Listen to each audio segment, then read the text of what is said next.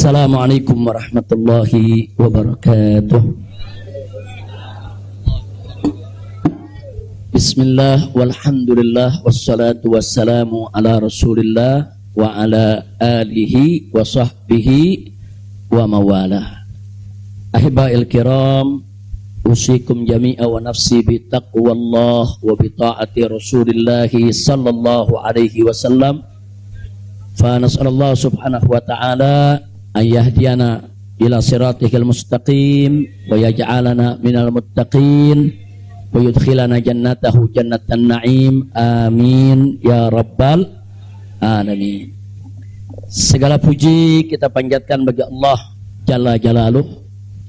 Saya bersyukur sekali kepada Allah, sangat berbahagia pada hari ini akhirnya saya sekeluarga bisa kembali pulang ke rumah. Alhamdulillahirabbil alamin. Dan saya juga mengucapkan terima kasih secara khusus kepada pengurus Dewan Pimpinan Luar Negeri Front Pembela Islam Saudi Arabia. Beberapa pengurusnya ikut dengan saya pada hari ini. Mereka ikut mengawal dari Mekah, Jeddah sampai ke tempat ini. Di antara yang ikut ada Ustadz Abdul Hakim selaku sekretaris dari FPI Saudi. Kemudian ada juga Ustadz Son Haji, Ustadz Jazuli, Ustadz Ihsan. Kemudian juga ada Habib Abdullah Maulad Dawilah. Ditambah lagi Habib Abu Bakar Mugebel. Jumlah semua kami berangkat dari sana ada 18 orang. Alhamdulillah semua dimudahkan. Kita doakan mereka-mereka yang telah dengan setia menemani kita, membantu kita sehingga semua urusan menjadi lancar. Jazakumullahu khairal jaza. Nah, baiklah ya ikhwan. Yang pertama ingin saya sampaikan di sini, saya sekeluarga selama tinggal di kota suci Makkah tidak ada kesulitan apapun. Jadi kita tidak ada kesulitan, kita tidak ada kesusahan, walaupun ada pihak lain yang mencoba untuk membuat saya sulit, membuat saya susah, tapi alhamdulillah tidak pernah berhasil. Wa yamkuruna wa yamkurullah wallahu khairul makirin. Jadi kalau saya malu sekali kalau saya harus katakan, oh di Mekah ini susah, kita diasingkan, kita dijauhkan. Enggak. Di Mekah nikmat, baladan aminan mubarakat. Kita mendapatkan kenikmatan di Mekah luar biasa. Di sini saya banyak kawan, sampai di Mekah saya dapat kawan juga tidak kalah banyaknya. Di sini kita punya jamaah, sampai di Mekah juga kita punya jamaah. Di sini kita punya pengajian, sampai di Mekah juga kita buka pengajian. Di sini kita punya gerakan dakwah, ternyata di Mekah juga kita buka gerakan dakwah. Jadi artinya nggak ada yang kurang. Bahkan sekali lagi kita katakan di Mekah ini tentu punya kelebihan yang luar biasa untuk ibadah 100.000 kali lipat ganjarannya. Sebetulnya kalau ingat 100.000 kali lipat kayaknya nggak mau pulang ya. Habib, 100.000 kali lipat begitu sampai Tamburan satu lagi nilainya. Nah, di Petamburan nilainya 1, kalau di Mekah nilainya 100.000. Laulal wajibat dakwiyah, kalau tidak ada kewajiban dakwah di negeri ini saya tidak akan tinggalkan Mekah. Kita cinta Mekah, Mekah luar biasa, satu negeri yang memang penuh keberkahan. Baladan aminan mubarakat. Jadi sekali lagi selama kita di Mekah, alhamdulillah. Kalaupun ada sedikit tantangan-tantangan, sedikit kesulitan-kesulitan, tapi semua itu bisa atasi dengan mudah ya ikhwan. Nah baiklah. Kemudian yang perlu saya sampaikan juga ya ikhwan, di tempat ini kenapa muncul aneka ragam isyaat, yaitu isu-isu, gosip, rumor dan lain sebagainya. Katanya saya mau ditangkap lah, mau dideportasi lah, kemudian juga overstay lah dan seterusnya. Jadi yang ingin saya sampaikan di sini, ya saya memang overstay pada awalnya. Jadi sebulan sebelum visa saya habis, saya waktu itu mendapat pencekalan, tidak boleh pulang. Nah, tapi pencekalan tersebut bukan karena melanggar aturan, bukan karena melanggar ketentuan keimigrasian, bukan. Jadi kalau ada mengatakan karena ada pelanggaran, ada pidana, bohong. Saudara, itu hoax, bahkan itu fitnah. Jadi saya dicekal li asbabin amniyah. Itu ditulis dalam surat cekalnya. Li asbabin amniyah, karena alasan keamanan. Nah, biasanya kalau alasannya melanggar di situ ditulis mukhalafatun nizam atau at-takhalluf anin nizam. Nah, itu namanya melanggar aturan. Enggak ada. Di dokumen saya tidak ada kalimat at-takhalluf anin nizam atau mukhalafatun qanun. Enggak ada. Yang ada adalah li asbabin amniyah, untuk alasan keamanan. Nah, tentunya saya tidak diam. Saya terus melakukan lobby dengan pemerintah Saudi, dengan otoritas Saudi. Ini asbabun amniyah yang bagaimana maksudnya, kemudian kenapa saya tidak bisa keluar, dan seterusnya. Ini terjadi pembicaraan yang cukup panjang ya ikhwan. Tapi memang mereka sendiri mengaku. Jadi saya ini di sana diperiksa oleh Badan Intelijen Saudi, saya diperiksa oleh Dewan Keamanan Saudi, saudara. Nah, belakangan, saudara, kenapa saya diperiksa? Mereka mendapatkan laporan sampah dari negeri ini ya. Jadi mereka bilang ini zubalah. Nahnu nahsul alal maklumat kadzibah. Kita mendapat informasi yang bohong. Bahkan mereka bilang zubalah. Zubalah itu sampah ya kawan. Informasi sampah tentang Anda.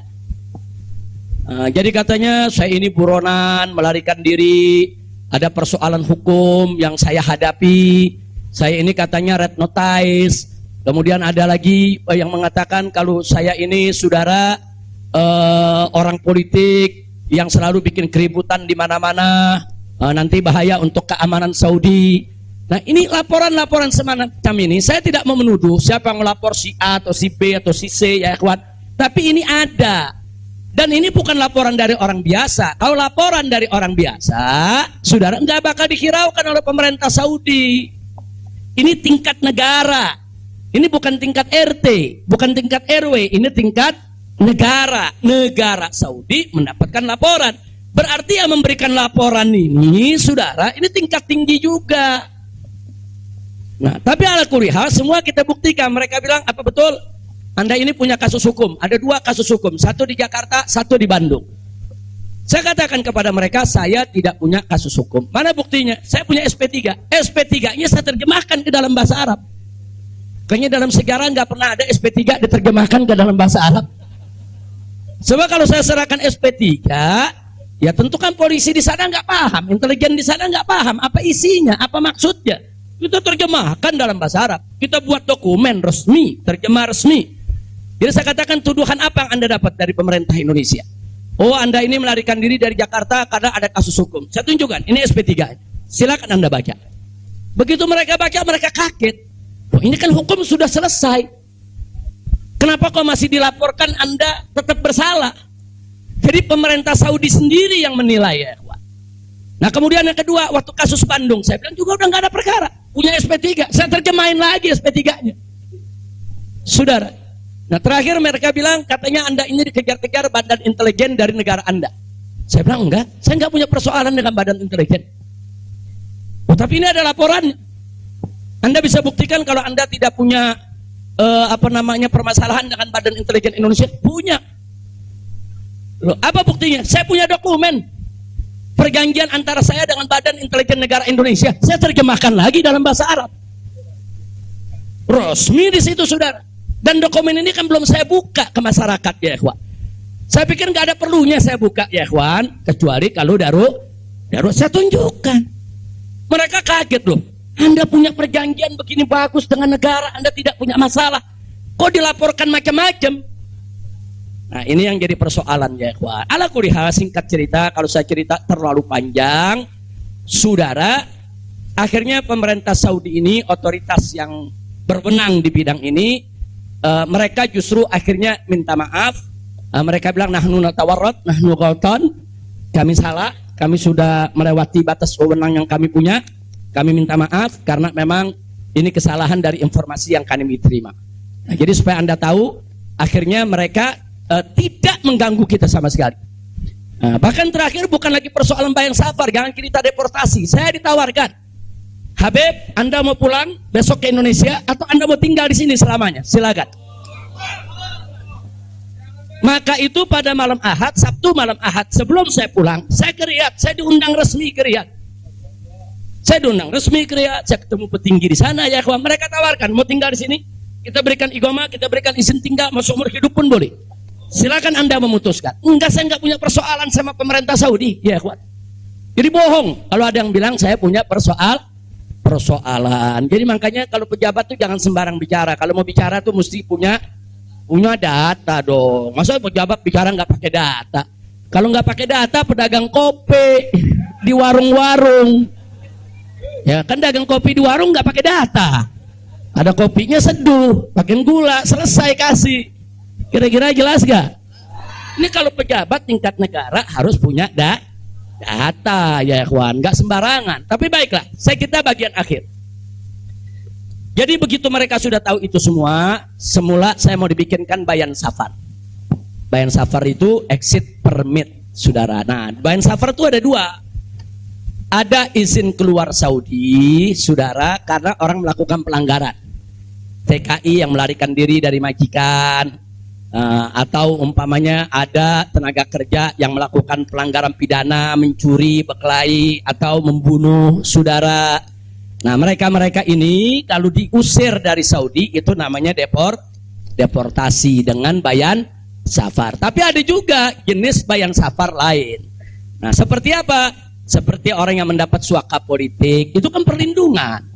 Atau seperti orang yang dicekal politik, seperti yang saya alami, itu bukan pidana. Atau seperti mereka yang kehilangan warga negara, seperti orang-orang Rohingya yang tinggal di Mekah, itu mereka nggak punya warga negara, saudara. Tapi kalau suatu ketika mereka mau pulang ke negerinya, diberikan bayan safar kalau mereka mau pulang. Nah, kalau mereka nggak mau pulang, mereka dijamin silakan tinggal di Saudi Arabia. Nah, jadi ini namanya bayan safar. Tapi ternyata terakhir karena mereka menyadari saya tidak bersalah, ini yang menarik ya. Mereka sendiri yang mengatakan, ya Syekh, Anda tidak layak untuk dapat bayan safar. Karena kalau Anda dapat bayan safar, nanti catatan overstay-nya itu nggak hilang. Nah, jadi dalam dokumen keimigrasian kan ada overstay, itu nggak hilang. Nah, walaupun Anda tidak dicegah, tapi catatan itu kan jadi buruk. Anda nggak pantas untuk mendapat catatan buruk karena Anda tidak bersalah. Jadi saya tanya, lalu apa mau diberikan? Jadi dibatalkan itu bayan safar. Lalu apa mau diberikan? Kami perpanjang visa Anda. Jadi selama 2 tahun lebih, 3 tahun setengah itu ya kawan, seolah-olah saya punya visa umurnya 3 tahun setengah. Tidak ada overstay ya kawan. Nah, cuman pada saat mereka tanya, mau diperpanjangnya sampai kapan ya Syekh? Dia tanya, saya mau sebulan, mau 2 bulan lagi. Saya katakan enggak, saya mau pulang tanggal 9 insya Allah. Jadi cukup bayan safar, bukan bayan safar, tamdidnya cukup sampai tanggal 11 ya kawan. Nah, cukup tanggal 11, tanggal 9 insya Allah saya pulang. Nah, jadi ini yang perlu saya sampaikan sekaligus klarifikasi, bohong. Kalau ada mengatakan saya melanggar aturan di sana, saya dicari, saya mau dipenjara, bohong. Nah, dan saya sesalkan kalau kalimat-kalimat semacam itu keluar dari mulut pejabat ya kawan. Kira-kira